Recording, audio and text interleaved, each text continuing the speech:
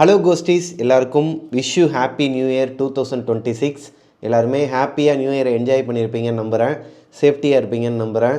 So இன்றைக்கி நம்ம பார்க்க போகிற ஸ்டோரி என்னங்கிறது உங்கள் எல்லாருக்குமே தெரியும். ஆல்ரெடி பார்ட் 1 நம்ம பண்ணிட்டோம். இதுக்கு முந்தின வீடியோ தான். ராம்நாடுலேருந்து வாசுங்கிற ஒரு பிரதர், அவருக்கு ஒரு அக்கா இருக்கிறாங்க. அவங்களோட பேர் ரதி. அவங்களுக்கு கல்யாணமாகி அவங்க 2014 கோயம்புத்தூரில் செட்டில் ஆயிடுறாங்க. வாசு கோயம்புத்தூருக்கு காலேஜுக்கு படிக்கிறதுக்காக போகிறாரு. அந்த காலேஜ் ஹாஸ்டலில் அவருக்கு நடந்த ஒரு அமானுஷ்யத்தை பற்றி தான் நம்ம ஸ்டார்டிங்கில், அதாவது பார்ட் 1 பார்த்துருந்தோம். பார்ட் 1 பார்க்காதவங்க தயவு செஞ்சு நான் கீழே லிங்க் கொடுக்குறேன் டிஸ்கிரிப்ஷனில், பார்த்துட்டு இந்த பார்ட் 2 கண்டினியூ பண்ணுங்கள். அப்படின்னா தான் உங்களுக்கு புரியும். ஏன்னா பார்ட் 1 இருக்கிற சில விஷயங்கள்லாம் இதுலேயும் வருங்க. அதனால் நீங்கள் பார்ட் 1 பார்த்தீங்கன்னா தான் உங்களுக்கு புரியும். இன்றைக்கி நம்ம பார்க்க போகிறது, லாக்டவுன் போட்டதுக்கப்புறமா அவங்களோட அக்கா வீட்டுக்கு போக வேண்டிய ஒரு சூழ்நிலை வருதுன்னு சொல்லி பார்த்தோம் இல்லையா. அங்கே போனதுக்கப்புறமா வாசுவோட வாழ்க்கையில் மறக்கவே முடியாத ஒரு பெரிய திகில் சம்பவம் நடந்திருக்குதுங்க. அதை பற்றின தொகுப்பு தான் இன்றைக்கி ஸ்டோரியில் பார்க்க போகிறோம். இதுக்கு முன்னாடி நம்ம சேனலை சப்ஸ்கிரைப் பண்ணிடுங்க, பக்கத்தில் இருக்க பெல் ஐக்கானை தட்டி விட்டுருங்க. வாங்க ஸ்டோரிக்குள்ளே போகலாம். Welcome to our show Devil's kitchen.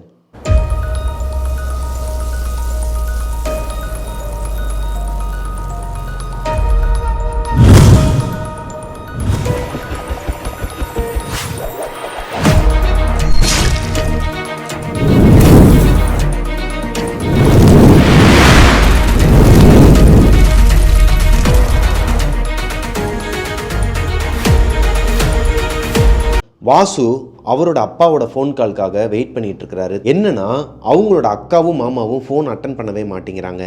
எத்தனையோ தடவை அவங்க அப்பாவும் ட்ரை பண்ணியிருக்கிறாரு. அவங்க அப்பா சொன்னதுக்கப்புறமா வாசுவும் ட்ரை பண்ணியிருக்கிறாரு. இப்போ வாசு என்ன சொல்கிறாருன்னா, நான் அங்கே வரப்போகிறேங்கிறது அவளுக்கு தெரிஞ்சிருக்குது. அக்கா அந்த மாதிரி சொல்லக்கூடிய ஆள் கிடையாது. அதுவும் இந்த சுச்சுவேஷனில், லாக்டவுனில் தம்பி எங்கே போவான், எப்படி சாப்பிடுவான், அந்த மாதிரி கேர் பண்ணிக்கிற ஒரு பர்சன் கேட்காம இருக்க மாட்டா. கண்டிப்பாக இது மாமாவோட வேலையாக தான் இருக்கும். நான் வரது அவருக்கு பிடிக்கலன்னு நினைக்கிறேன், நீ கேட்காதப்பா விட்டுரு. என்னோட ஃப்ரெண்டு வீடு ஒன்று இருக்குது, நான் அவனுக்கு ஃபோன் போட்டு என்ன எதுவும் கேட்டுக்கிறேன்னு சொல்லிட்டு ஒரு மாதிரி மழுப்பை தான் செஞ்சிருக்கிறாரு. ஏன்னா ஆல்ரெடி இவரோட ஃப்ரெண்டு வீட்டில் ஹேங் ஆன் பண்ண போய் தான் அந்த பையனோட வீட்டில் இருக்கிற பேரண்ட்ஸ் இவங்களாம் அனுப்பி விட்டுறாங்க. இப்போ வாசுவோட அப்பாவுக்கு இதில் கொஞ்சம் கூட உடன்பாடு கிடையாதுங்க. தன்னோட பையன் வெளியே இருக்கிறது, நீ அக்கா வீட்டில் இருக்கிறது தான் உனக்கு சேஃப், ஊருக்கும் வர முடியாது, அதே நேரத்தில் அக்கா வீட்டுக்கு போகிறது தான் உனக்கு சேஃப் அப்படிங்கிற மாதிரி சொல்லும்போது வாசு கோவப்பட்டு அவங்க அப்பா கிட்ட கத்துறாரு. என்ன பண்ண சொல்கிறீங்க, நான் இந்த காலேஜுக்கு வந்ததுலேருந்து இதோட 10-15 தடவை கால் பண்ணிட்டேன், அவன் அட்டன் பண்ண மாட்டேங்கிறா, மாமாவுக்கு ஃபோன் பண்ணால் அவருமே ரெஸ்பான்ஸ் பண்ண மாட்டேங்கிறாரு, அங்கே போயிட்டு மானங்கட்ட சோறு சாப்பிட சொல்கிறீங்களா அதுவும் இந்த நேரத்தில் அப்படிங்கிற மாதிரி சொல்லும்போது அவங்க அப்பா கோபத்தில் ஃபோனை கட் பண்ணிடுறாருங்க. இப்போ வாசுக்கு என்ன பண்ணுறதே தெரியாமல் நடுத்தரில் முழிச்சிட்டு இருக்கும்போது வாசுவோட மாமா கால் பண்ணுறாரு. வாசு, நீ எங்கே இருக்கிற, இந்த மாதிரி அப்பா இத்தனை கால் பண்ணியிருக்கிறாரு, நீயும் கால் பண்ணியிருக்கிற, சாரிப்பா என்னால் எடுக்க முடியல, கொஞ்சம் ப்ராப்ளமாக போய்கிட்டு இருந்துச்சு, நீ எங்கே இருக்கிறேன்னு சொல்லி கேட்கும்போது, இல்லை நான் என்னோடய ஃப்ரெண்டு வீட்டுக்கு தான் போகிறேன் மாமா. உன் ஃப்ரெண்டு வீட்டுக்கு தான் போறியா, அப்போ உனக்கு ஓகேவா, இல்லைனா நீ இங்கே வந்துரு, நம்ம வீட்டுக்கு வந்துருங்க அப்படிங்கிற மாதிரி சொல்கிறாரு. அவர் என்னவோ கரெக்டாக தான் சொல்கிறாரா இல்லை இவர் தப்பாக புரிஞ்சுக்கிறாரான்னு தெரியல. ஏதோ இந்த கடமைக்குன்னு கூப்பிடுவாங்க இல்லையா, ஃபோனை போட்டு என்னப்பா நல்லா இருக்கியா, சாப்பிட்டியா, வீட்டுக்கு வரியாப்பா அப்படிங்கிற மாதிரி கடமைக்குன்னு கூப்பிடுவாங்களா, அந்த மாதிரி தான் வாசுவுக்கு தோணி இருக்குது. இருந்தாலும் வாசு, நான் வரேன்மாம்மா, வீட்டுக்கு வரேன், ஒரு வாரம் மட்டும் இருக்கிறேன், ஒரு வாரத்துக்கு அப்புறமா என்னோடய ஃப்ரெண்டு வீட்டுக்கு வந்துடுறேன் அப்படிங்கிற மாதிரி சொல்லிட்டு கிளம்புறாரு. இந்த ஒரு வார கேப்பில் வேறு யாருனா ஒரு ஃப்ரெண்டுக்கு ஃபோன் போட்டு, இந்த டேஸ் காலரில் நிறைய பசங்க படிக்க வந்தானுங்க இல்லையா அந்த கோயம்புத்தூரில், அங்கே இருக்கிற பசங்க யார்கிட்டையும் கேட்டு, பேச்சுலர் ரூம்லாம் இருக்குதான், அந்த மாதிரி யார் இங்கே அவைலபிளாக இருக்கிறானுங்க ஊருக்கு போகாமன்னு கேட்டு போயிடலாம் அப்படிங்கிற மாதிரி பிளான் பண்ணி தான் அவங்களோட அக்கா வீட்டுக்கு வாசு போகிறாரு. வாசு அவங்க அக்காவோட வீட்டுக்குள்ளே என்டர் ஆகும்போது வெளியே தான் உட்காந்து காய்கறி கட் பண்ணிட்டு இருந்திருக்கிறாங்க.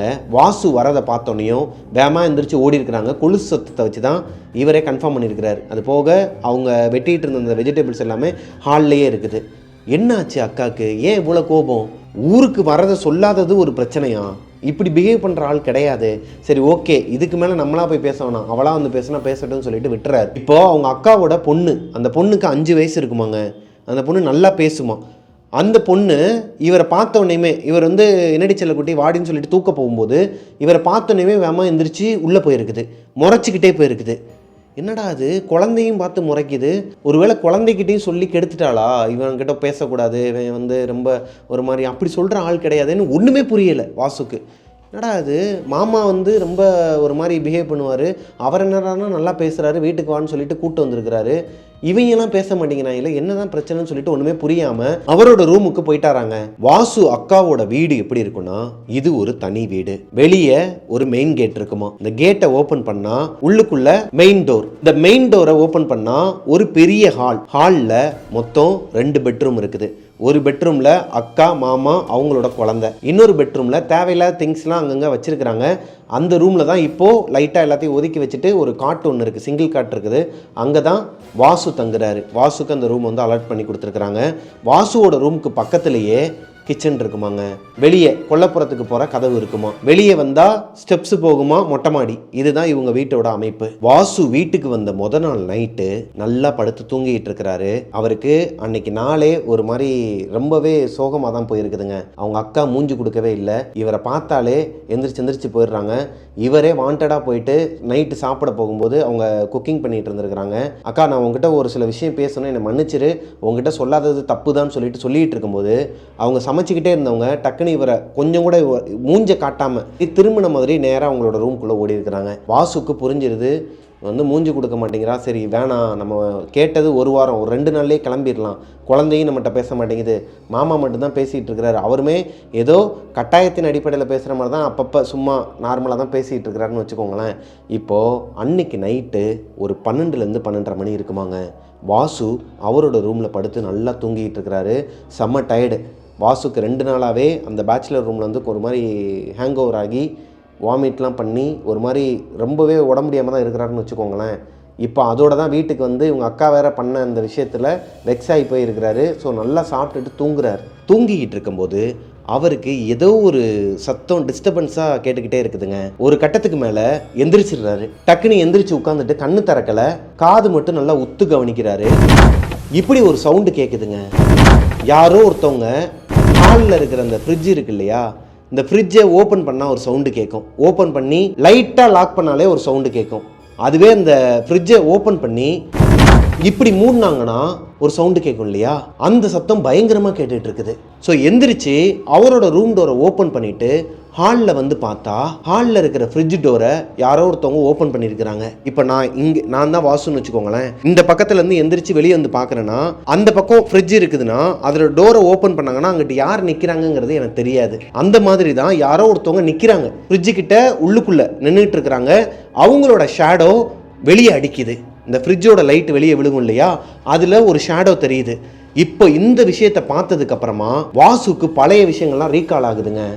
அவரோட ஹாஸ்டலில் ரூமில் ஒரு விஷயம் நடந்துச்சு இல்லையா, சதீஷ், அதாவது வாசுவோட ஃப்ரெண்டு சதீஷ், இன்னொரு பையன், 3 பேரும் ரெஸ்ட் ரூம் போயிட்டு ஹாஸ்டலில் அவங்க ரூமுக்கு போகும்போது அவங்களோட ரூம் டோர் ஓப்பனில் இருக்கும், லைட் எரியும், உள்ளேருந்து ஒரு ஷேடோ நிற்கிற மாதிரி தெரியும். வேகமாக ஓடி போய் பார்த்தா அங்கே யாருமே இல்லை.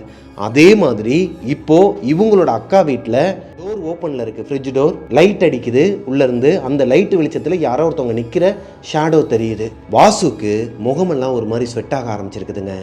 உள்ளங்கையெல்லாம் ஸ்வெட் ஆக ஆரம்பிச்சிருக்குது. மெதுவாக நடக்க ஆரம்பிக்கிறாரு. அவருக்கு அந்த ஃப்ரிட்ஜுக்கிட்ட போகிறதுக்கே ஒரு பயம் இருக்குது. இருந்தாலும் இப்போ அதை விட்டோன்னா அக்காவையோ இல்லை அக்கா ஃபேமிலியை வந்து அது எதனா பண்ணிருமோங்கிற பயத்திலேயே கிட்டக்கு போய் பார்த்தா அவங்களோட ஹாஸ்டல் என்ன நடந்துச்சோ அதே தான் இங்கேயே நடந்திருக்குது. ஃப்ரிட்ஜுக்குள்ளே யாருமே இல்லை, அதாவது ஃப்ரிட்ஜு அந்த பக்கம் யாருமே இல்லை, வெறும் ஷேடோ மட்டும்தான் கீழே இருந்துச்சு இல்லையா. கிட்டக்கு போய் பார்க்கும்போது இந்த ஷேடோவும் இல்லை. இப்போ அந்த ஃப்ரிட்ஜை க்ளோஸ் பண்ணிவிட்டு ஒரு 2 ஸ்டெப் எடுத்து வைக்கும்போது வாசு ஒரு விஷயத்தை கவனிச்சிருக்கிறாரு அவங்க அக்கா வீட்டில் இருக்கிற ஃப்ரிட்ஜில். இப்போ மறுபடியும் கையில் ஒரு மாதிரி நடுக்கம் கொடுத்து அந்த ஃப்ரிட்ஜை ஓப்பன் பண்ணுறாரு. உள்ளே பார்த்தா அந்த ட்ரேலாம் இருக்கும் இல்லையா, வரிசையாக அடுக்கி வச்சுருப்பாங்க இல்லையா ஃப்ரிட்ஜில், அந்த ட்ரேயில் இவர் ஹாஸ்டலில் பார்த்த அந்த விரலோட எலும்பு, அந்த விரல் துண்டு இவங்க அக்கா வீட்டுக்குள்ளே இருக்கிற ஃப்ரிட்ஜுக்குள்ளே இருக்குது. இது எப்படி சாத்தியமாகும்? வாசுக்கு ஒரு மாதிரி தூக்கி போட்டிருக்குதுங்க. அப்போது அந்த அமானுஷம் ஹாஸ்டலில் தொடர்ந்த அந்த அமானுஷம் இவரை பின்தொடர்ந்து இவங்க அக்கா வீட்டுக்கு வந்துருச்சா? இவருக்கு என்ன பண்ணுறதுன்னு தெரியாமல் ஒரு மாதிரி படப்படன்னு இருக்கும்போது திடீர்னு இப்படி ஒரு சவுண்டு கேட்குதுங்க. யாரோ ஒருத்தவங்க ஃப்ரிட்ஜை ஓங்கி மூடுற மாதிரி ஒரு சத்தம் கேட்குது. டக்குன்னு பதட்டமாகி எந்திரிக்கிறாரு. எந்திரிச்சா கனவு. அவரோட ரூமில் தான் அவர் படுத்திருக்கிறாரு. முகமெல்லாம் வேர்த்து போய் ஏசி ஓடிட்டு இருக்கு. இத்தனைக்கும் அந்த ரூமில் முகமெல்லாம் வேர்த்து கொட்டி உடம்பே ஒரு மாதிரி சொதசொதனாகி இவருக்கு அந்த பதட்டத்திலேருந்து வெளியே வர்றதுக்கே ஒரு 2 நிமிஷம் ஆயிருக்குது. இந்த 2 நிமிஷமாகவும் இவர் கனவுல வந்த அதே சத்தம். ஃப்ரிட்ஜை யாரோ ஒருத்தவங்க இந்த மாதிரி மூடி திறந்துக்கிட்டு இருக்கிறாங்க.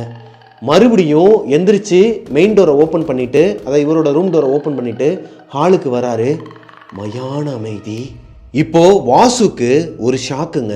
இவர் கனவுல என்ன வந்துச்சோ விஷுவலாக அப்படியே அந்த ஃப்ரிட்ஜில் இருக்கிற உள்ளே வைக்கிற அந்த ட்ரே எல்லாமே வெளியே யாரோ ஒருத்தவங்க எடுத்து போட்டிருக்கிறாங்க. ஹாலில் சதறி கிடக்கு, அங்கங்கே போட்டு வச்சுருக்கிறாங்க. ஃப்ரிட்ஜுக்குள்ளே யாரோ ஒருத்தவங்க நிற்கிறாங்க. அவங்களோட ஷேடோ கீழே தெரியுது, அந்த ஃப்ரிட்ஜ் லைட்டு வெளிச்சத்துக்கு கீழே தெரியுது. கனவுல பார்த்தா அதே விஷுவல்.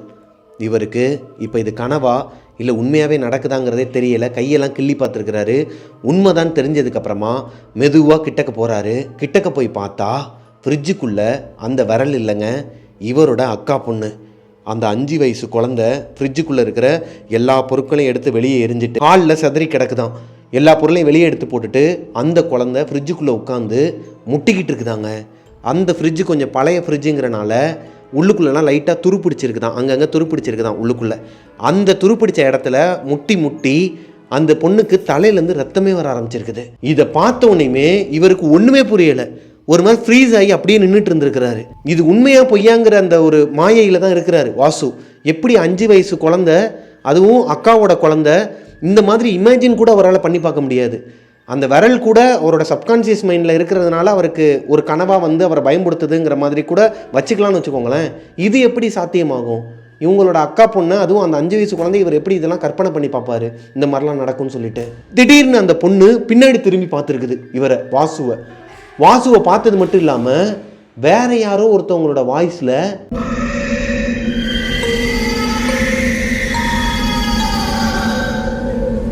இப்படி ஒரு ஸ்க்ரீமிங் பண்ணியிருக்குதுங்க அந்த பொண்ணு. அதாவது ஒரு மாதிரி கத்தி இருக்குது. இந்த சத்தத்தை கேட்டதுக்கும் அந்த பொண்ணோட கண்ணை ஒரு மாதிரி வித்தியாசமாக இருந்திருக்குது. வெள்ளை கலர்லேயும் இல்லாமல் பிளாக் கலர்லேயும் இல்லாமல் ஒரு மாதிரி வித்தியாசமாக இருந்திருக்குதுங்க. இப்போது அந்த பொண்ணு ஸ்க்ரீமிங் பண்ண அந்த சத்தத்தோட சத்தமாக இவரும் கத்த ஆரம்பிக்கிறாரு.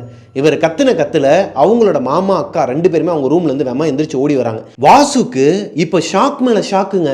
என்னன்னா வாசு கத்துனதுக்கு அப்புறமா அவங்களோட அக்காவும் மாமாவும் அப்படியே தானே ஓடி வந்திருக்கணும். ஆனால் அவங்க 2 பேர் ஓடி வரும்போது அவங்க மாமா கையில் ஒரு ஹோலி வாட்டரும் அக்கா கையில் ஒரு குரானும் இருக்குது. குரான் எடுத்துகிட்டு ஓடி வராங்க. அவங்க அக்கா பாட்டு 1 சொல்லியிருப்பேன், சின்ன வயசுலேருந்தே அவங்க அம்மா சொல்லி வளர்த்துருக்குறாங்க. அவங்க ரொம்பவே இறை வழிபாட்டில் முக்கியத்துவம் கொடுக்குறவங்க. அதாவது அவங்க ஒரு ஹிந்து, ஆனால் அவங்க கையில் இப்போ ஒரு குரான் இருக்குது. அது போக கந்தசஷ்டி கவசமும் இருக்குது. என்னாச்சு இவங்களுக்கு? ஏன் இவ்வளோ சேஃப்டி ப்ரிகாஷனாக இருக்கிறாங்க? இப்போ நான் கத்துன உடனேயுமே ஏன் இது எல்லாத்தையுமே அவங்க எடுத்துகிட்டு ஓடி வரணும்? இங்கே என்ன நடந்துச்சுன்னே அவங்களுக்கு தெரியாது. ஒருவேளை ஆல்ரெடி இது எல்லாமே இந்த வீட்டில் நடந்துக்கிட்டு தான் இருக்குதா? ஒன்றுமே புரியலை வாசுக்கு. இப்போது அவங்க 2 பேர் ஓடி வந்தது மட்டும் இல்லாமல் அந்த ஹோலி வாட்டரை, அந்த ஒரு கையில் வச்சிருக்கிற அந்த வாட்டர் பாட்டிலில் இருக்கிற வாட்டரை அந்த குழந்தை மேலே தெளித்ததும் அந்த பொண்ணு எரியுதுன்னு சொல்லிட்டு ஒரு மாதிரி கீழே விழுந்து கதறுதான். பார்க்குறதுக்கே ஒரு மாதிரி விசித்திரமாகவும் இருக்குது, பயமாகவும் இருக்குது வாசுக்கு. என்னடா நடக்குது இந்த வீட்டிலன்ட்டு. இப்போ அவங்க அக்கா அழுதுகிட்டே அந்த குரானையும் கந்தசஷ்டி கவசத்தையும் அந்த பொண்ணோட கையில் கொடுக்குறாங்க. கொஞ்ச நேரத்தில் அந்த பொண்ணு கத்திக்கிட்டே அழுதுகிட்டே ஒரு மாதிரி காம்டவுன் ஆகி மயக்கம் போட்டு விழுந்துருது. இப்போது அந்த பொண்ணோட அப்பா, அதாவது வாசுவோட மாமா, அந்த குழந்தைய தூக்கிக்கிட்டு போய் அவங்களோட ரூமில் படுக்க வச்சிடுறாரு. இப்போ தான் அவங்க ரூம்குள்ளேயே போகிறாரு வாசு. ரூம்குள்ளே போய் பார்த்தா ஏகப்பட்ட தகடுங்க, ஏகப்பட்ட மந்திரிச்ச கயிறுங்க. இந்த முஸ்லீம்ஸ்லாம் கொடுப்பாங்க இல்லையா ஒரு தாயத்து மாதிரி, அந்த தாயத்து அது இதுன்னு சொல்லிட்டு அவங்க ரூமே ஒரு மாதிரி இந்த பேய் ஓட்டுறவங்களோட வீட்டுக்குள்ளெல்லாம் போனால் எப்படி இருக்கும், அந்த இடத்துக்குள்ளே போனால் அந்த மாதிரி இருக்குதான். இப்போ தான் அவங்க அக்கா அழுதுகிட்டே சில விஷயங்களை வாசுவை பார்த்து சொல்ல ஆரம்பிக்கிறாங்க. இதுக்கு தாண்டா நான் ஃபோனை எடுக்கலை, உங்ககிட்ட சொல்லக்கூடாதுன்னு தான் நான் இருந்தேன். ஏன்னா எங்களை பாதித்த அதே மனுஷன் உன்னையே வந்து பாதிச்சிடக்கூடாதுங்கிற அடிப்படையில் தான் நான் வந்து பயந்தேன். அதனால தான் நீ ஃபோன் போட்டாலும் நான் எடுக்கவே இல்லை. நீ ஃபோன் போட்டப்பெல்லாம் நாங்கள் என்ன நிலமையில் இருந்தோம் தெரியுமா உனக்கு? இப்பயுமே உன்னை வீட்டுக்கு வர வைக்கக்கூடாதுன்ட்டு தான் இருந்தேன். இந்த லாக்டவுன் மட்டும் வரலைன்னா உன்னை நான் அந்த வீட்டுக்குள்ளேயே விட்டுருக்க மாட்டேன். தயவு செஞ்சு நீ வேற எங்கேயும் போயிரு. நீ வந்து மாமா கிட்ட சொன்னியாமே ஒரு வாரத்தில் ஃப்ரெண்டோட வீட்டுக்கு போகிறேன்னு, நாளைக்கே கூட யாராச்சும் ஒருத்தர் ஃப்ரெண்டு வீட்டுக்கு போயிரு, நீயும் எங்களால் பாதிக்கப்படாத அப்படிங்கிற மாதிரி சொல்ல. இப்போது வாசு இவருக்கு நடந்த விஷயங்கள்லாம் ஷேர் பண்ணுறாரு. இதோ பார், உனக்கு என்ன நடந்துச்சு, நீங்கள் என்ன பிரச்சனையில் இருக்கீங்க, இது எதுவுமே எனக்கு தெரியாது. ஆனால் நான் உன் கூட நிற்பேன், மாமா கூட நிற்பேன், சரியா? இது நம்ம குழந்தை, இதை வந்து நான் பார்த்துக்கிறேன். என்ன நடந்துச்சுன்னு என்கிட்ட சொல்லுங்கள், அதுக்கு முன்னாடி எனக்கு என்ன நடந்துச்சுன்னு நான் சொல்கிறேன்னு சொல்லிட்டு இவருக்கு நடந்த விஷயங்கள் எல்லாத்தையுமே சொல்கிறாரு. இப்போ கூட அந்த விரல் வந்து உள்ளே இருக்குன்னு சொல்லிட்டு கனவு வரலைன்னா நான் எந்திரிச்சிருக்கவே மாட்டேன். ஒருவேளை வாசு எந்திரிக்கலைன்னா அந்த பொண்ணு விடிய விடிய அந்த உள்ளுக்குள்ளே முட்டிக்கிட்டே இருந்து ரத்தம் அதிகமாக லைட்டாக தான் ரத்தம் வந்திருக்குதுன்னு வச்சுக்கோங்க. இப்போ இவர் வந்து பார்க்கும்போது ஒருவேளை இவர் வராமல் இருந்திருந்தாருன்னா காலையில் அந்த பொண்ணு இருக்குமோ இருக்காதோ. அப்படி ஒரு அமனுஷம் எனக்கு அந்த ஹாஸ்டலில் நடக்கலைன்னா இன்றைக்கி அந்த கனவே வந்திருக்காது. அந்த கனவு வரலைன்னா நான் எந்திரிச்சிருக்க மாட்டேன், பாப்பாவும் உயிரோட பார்த்துருக்க முடியாது. லாக்டவுன் போட்டது, நான் அந்த அமானுஷத்தை பார்த்தது, இந்த வீட்டுக்கு வந்தது எல்லாத்துக்குமே ஒரு அர்த்தம் இருக்குது. எல்லாமே விதிப்படி தான் நடக்குதுன்னு நினைக்கிறேன். நீ என்ன நடந்துச்சுங்கிறத என்கிட்ட சொல்லு, நான் வந்து என்னால் முடிஞ்ச ஹெல்ப் பண்ணுறேன் அப்படிங்கிற மாதிரி சொல்கிறாரு. இப்போ தான் அவங்க அக்காவும் மாமாவும் உட்காந்து இவர்கிட்ட நடந்தது எல்லாத்தையும் எக்ஸ்பிளைன் பண்ணுறாங்க. ஆக்சுவலி 2014 அவங்க அக்காவுக்கு பார்ட் 1ல் பார்த்துருப்போம், கல்யாணமாகி ராம்நாட்டில் வச்சு கல்யாணமாகி அவங்களோட ஹஸ்பண்ட் கூட கோயம்புத்தூருக்கு வந்துடுறாங்க. 2014 ஜூன் ஜூலை அந்த மிடில் தான் வந்திருக்கிறாங்க. வந்ததுக்கப்புறமா இங்கேயே ஒரு வீடு வாடகைக்கு பிடிக்கிறாங்க. வாடகைக்கு பிடிச்ச அதே வீட்டையே நல்லா இருக்குது, இந்த வீட்டுக்கு வந்ததுக்கப்புறமா எல்லாமே நல்லபடியாக போயிட்டுருக்கு, குழந்தையும் பிறந்துருச்சுன்னு சொல்லிட்டு அவங்க அதே வீட்டை லீஸுக்கு எடுத்துடுறாங்க. 2015 குழந்தை பிறக்கும்போது, இப்போ இந்த முட்டிக்கிட்டு இருந்துச்சு இல்லையா இந்த குழந்தை பிறக்கும்போது, அப்போது அவங்களோட வாழ்க்கை கரெக்டாக தாங்க போய்கிட்டு இருந்திருக்குது. ஒரு நாள் ரதியோட பொண்ணு, இந்த 5 வயசு பொண்ணு இருக்கிறாங்க இல்லையா, ரதிங்கிறவங்க வாசுவோட அக்கா, ரதியோட அக்காவோட பொண்ணு வெளியே நின்று விளாண்டுட்டு இருந்திருக்கிறாங்க. அவங்களோட குழந்தைங்களாம் வெளியே நின்று விளாண்டுட்டு இருக்கிறாங்க. 5 வயசு தான் அந்த குழந்தைக்கு. இது எப்போ நடக்குதுன்னா வாசு கரெக்டாக கோயம்புத்தூருக்கு வந்த அன்னைக்கு நடக்குதுங்க. அதாவது காலேஜுக்கு வந்து நம்ம பார்ட் 1ல் பார்த்துருப்போம், ஒரு 3 நாள் வந்து அவருக்கு ஒரு மாதிரி இரிட்டேட்டடாக போகுது, நிறையா ரூல்ஸ் அண்ட் ரெகுலேஷன் போடுறாங்கன்னு சொன்னோம் இல்லையா, அந்த காலகட்டத்தில் நடக்குது. இவங்க பொண்ணு வெளியே நின்று விளாண்டுட்டு இருக்கும்போது அங்கே ஒரு அலறல் சத்தம் கேட்குது. அவங்க வீட்டுக்கு பக்கத்து வீட்டில் அலறல் சத்தம் கேட்குது. இவங்க கூட விளாண்டுட்டு இருந்த எல்லா குழந்தைங்களுமே மொத்தமாக போகும்போது அந்த குழந்தையும் கூப்பிட்டு போகிறாங்க. இந்த குழந்தைக்கு 5 வயசு தான் ஆகுது. ஆனால் கூட விளாண்டுட்டு இருக்கிற குழந்தைங்களாம் இருப்பாங்க இல்லையா, அவங்களாம் ஒரு 8 வயசு 10 வயசு அந்த மாதிரிலாம் இருக்கிறாங்க. எல்லோரும் சேர்ந்து தான் பக்கத்து வீட்டுக்கு போய் பார்த்துருக்குறாங்க. இந்த சத்தம் ரதி அவங்களுக்கு கேட்கலை. அப்போ தான் அவங்க குக்கிங் பண்ணிகிட்டு இருந்துருக்குறாங்க. அந்த சத்தத்தில் டிவியில் நாடகம் வேறு பார்த்துட்டு இருக்கிறாங்க. இந்த சத்தங்களில் அவங்க குழந்தைய கவனிக்கலை. இந்த நேரம் பார்த்து இந்த குழந்தைங்க எல்லாருமே எங்கே போயிருக்கிறாங்கன்னா, பக்கத்து வீட்டில் ஒருத்தவங்களுக்கு பேய் பிடிச்சிருக்குது. ஒரு 23 வயசு இருக்குமாங்க அந்த பொண்ணுக்கு. அந்த பொண்ணு காலேஜுக்கு போகும்போது ஏதோ போகக்கூடாத இடத்துக்கு ஃப்ரெண்ட்ஸோடு போயிருக்கிறாங்க. பார்க்கக்கூடாத சில விஷயங்களை பார்த்துருக்குறாங்க அன்டைமில். அதாவது இந்த த்ரில்லிங் வேணும், ஹாரரான இது வேணும்னு சொல்லிட்டு சுற்றுவாங்க இல்லையா, அந்த மாதிரி கோயம்புத்தூரில் ஒரு பொண்ணுக்கு வெளியே சுற்றும் போது ஒரு விஷயம் நடந்திருக்குது. ஃப்ரெண்ட்ஸோடு ஜாலியாக சுற்றுறேன்னு சொல்லிட்டு ஒரு விஷயத்தினால பாதிக்கப்பட்டிருக்கிறாங்க. அங்கே ஒரு ஜின் அந்த பொண்ணை பிடிச்சிருதுங்க. அந்த பொண்ணை பிடிச்சது மட்டும் இல்லாமல் அவங்க வீட்டையே ஒரு மாதிரி ஆட்டி படைச்சிருக்குது. அந்த பொண்ணு அவங்களாவே இல்லை, அந்த ஜின்னை விரட்டுறதுக்காக ஒரு பாய் வந்திருக்கிறாரு அவங்க வீட்டுக்கு. இப்போ அந்த பாய் ஒவ்வொரு மந்திரங்களையும் உச்சரிக்க ஆப்போசிட்டில் இருக்கிற ஜின், அந்த பொண்ணோட உடம்புல இருக்கிற ஜின் வந்து கத்துது. அந்த ஸ்க்ரீமிங் சவுண்டு கேட்டு தான் இந்த குழந்தைங்க எல்லாருமே அவங்க வீட்டுக்கு போய் பார்த்துருக்குறாங்க. இப்போது அந்த பாய் கூட பேய் ஊட்டுறவங்களாம் இருப்பாங்க இல்லையா, அது போக அந்த பொண்ணோட வீட்லேயும் இருப்பாங்க இல்லையா, அவங்களாம் திட்டி அனுப்புகிறாங்க. எல்லா குழந்தைங்களையும் வெளியே போங்கன்னு சொல்லிட்டு அனுப்புகிறாங்க. எல்லா குழந்தைங்களும் இந்த பொண்ணுக்கு பேய் பிடிச்சிருக்கு இல்லையா, அந்த பொண்ணை பார்த்ததுமே பயந்து போய் ஓடுறாங்க. ஒரே ஒருத்தரை தவிர்த்து இந்த 5 வயசு குழந்தை. இந்த 5 வயசு குழந்தை மட்டும் பச்சை கண்ணை எடுக்காமல் அந்த பேய் பிடிச்ச பொண்ணையே பார்த்துக்கிட்டே நின்றுட்டு இருந்திருக்குதுங்க வாசல்லையே. அந்த பேய் பிடிச்ச பொண்ணும் இந்த பொண்ணை பார்த்துக்கிட்டே இருந்திருக்குது. இப்போ அந்த பாய் என்ன பண்ணியிருக்கிறாருன்னா, அவர் கையில் வச்சுருக்கிற ஒரு ஹோலி வாட்டரை அந்த ஜின்னு மேலே தெளிக்கும் போது இந்த பொண்ணு என்ன பண்ணுதுன்னா அங்கேருந்து பயந்து கத்திட்டு ஓடுது. 5 வயசு பொண்ணு பயந்து கத்திட்டு ஓடுது குழந்தை. இப்போது அந்த பொண்ணுக்கு பேய் ஓட்டிட்டாங்க, ஜின்னை பிடிச்சிட்டாங்க. அவங்க வந்த வேலையை முடிச்சுட்டு கிளம்பி போயிடுறாங்க. வாசுவோட அக்கா ரதிக்கு இது எதுவுமே தெரியாது. அவங்க சமைச்சு முடிச்சுட்டு சீரியல் வந்து முடியுது, டிவி ஆஃப் பண்ணிவிட்டு வெளியே வந்து பார்க்கும்போது அவங்க முதல்ல சமைக்க போகும்போது எப்படி குழந்தைங்களாம் வெளியே விளாண்டுட்டு இருந்தாங்களோ அதே மாதிரி தான் வெளியே விளாண்டுட்டு இருக்கிறாங்க. வந்து பார்த்து சிரிச்சுட்டு சரி பாப்பா போதும் வாங்க விளாண்டது போதும்னு சொல்லிட்டு அவங்க குழந்தைய தூக்கிட்டு போய் சாப்பாடு கொடுத்து படுத்து தூங்க வச்சிடுறாங்க. எப்பயுமே மதியம் ஒரு 1 மணிக்கு அந்த குழந்தைய தூங்க வச்சுருவாங்களாம். அவங்க 5 மணி 5:30 தான் எந்திரிப்பாங்களாம் ஈவினிங்காக. அன்னைக்குன்னு பார்த்து மதியம் ஒரு 2 மணி இருக்குமாங்க. அந்த குழந்தைய தூங்க வச்சுட்டு அவங்க அம்மாவும் பக்கத்துலேயே படுத்து தூங்குறாங்க, ரதியும் பக்கத்துலேயே படுத்து தூங்குறாங்க. ரதி அவங்களோட ஹஸ்பண்ட், அதாவது வாசுவோட மாமா வேலைக்கு போயிட்டாரு. இந்த டைமில் ரதியும் அவங்களோட 5 வயசு குழந்தைங்க மட்டும்தான் வீட்டில் தனியாக இருக்கிறாங்க. இப்போது ஒரு 2-2:30 மணி இருக்குமாங்க மதியம். இந்த குழந்தைய தூங்க வச்சது 1 மணிக்கு. ஒரு 2-2:30 மணிக்கு ரதிக்கு லைட்டாக முழிப்பு வருது. கையை வச்சு பார்க்குறாங்க, பக்கத்தில் குழந்தைய காணும். டக்குன்னு பதறி அடித்து எந்திரிக்கிறாங்க. எந்திரிச்சு பார்த்தா குழந்தை ரூம்குள்ளே இல்லை. இவங்களோட ரூம் டோர் ஓப்பனில் இருக்குது. என்னடா அது குழந்தை வந்து எங்கேயாச்சும் வெளியே போயிட்டாலான்னு சொல்லிட்டு வேகமாக ஓடி வந்து பார்க்குறாங்க. ஹால்லையுமே யாருமே இல்லை, ஒரு மாதிரி மயான அமைதியாக இருக்குது. குழந்தைய காணும். 2 ரூம்லையுமே தேடுறாங்க. கொல்லைப்புற கதவை ஓப்பன் பண்ணி வெளியே போய் தேடுறாங்க. மொட்டை மாடியில் போய் பார்க்குறாங்க. அந்த ஏரியா ஃபுல்லாக தேடுறாங்க. குழந்தை எங்கேயுமே இல்லை. அந்த ஏரியாவே ஒரு மாதிரி ஸ்தம்பிச்சு போயிருக்குது. இவங்க போய் கேட்க கேட்க எல்லாருக்குமே பயம் வந்துருக்குது. 5 வயசு குழந்தை எங்கே போச்சு? பெட்டில் பக்கத்தில் படுக்க வச்சு தூங்க வச்ச அந்த குழந்தை எங்கே போயிருக்கும்? இப்போதான் ரதிக்கு ஒரு விஷயம் தோணுது. குழந்தைய படுக்க வச்சது பெட்டில். மெயின் டோர் ஓப்பனில் இருந்துச்சு, அதாவது ரூம் டோர் தான் ஓப்பனில் இருந்துச்சு. ஆனால் பேக் டோரோ ஃப்ரண்ட் டோரோ, அதாவது வீட்டோட மெயின் டோர் வந்து ஓப்பனில் இல்லை. அப்படின்னா குழந்தை வீட்டுக்குள்ளே தான் இருக்கணும். வேகமாக ஓடி வந்து வீட்டுக்குள்ளே மறுபடியும் தேடுறாங்க. தேடிட்டு ஃப்ரிட்ஜை ஓப்பன் பண்ணி பார்த்தா அந்த 5 வயசு குழந்தை ஃப்ரிட்ஜுக்குள்ளே உட்காந்துருக்குதாங்க.